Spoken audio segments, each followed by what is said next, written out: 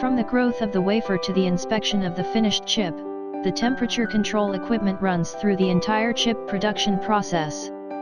The temperature control equipment that needs to be used here includes single crystal furnace, etching machine, photolithography machine, etc. For single crystal furnaces, proper temperature is crucial for crystal growth, and there must be enough cooling water to cool down the single crystal furnace body, heating electrodes, and vacuum system.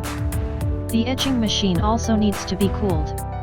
Whether it is wet etching or dry etching, if the temperature is not properly controlled, problems such as incomplete etching, over-etching, or undercutting will occur, resulting in process failure.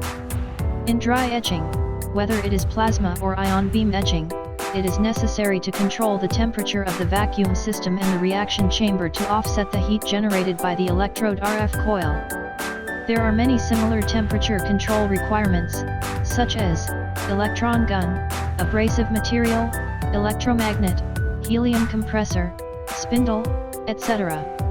These parts must have enough cooling water to pass through to remove heat and ensure the normal use of the equipment.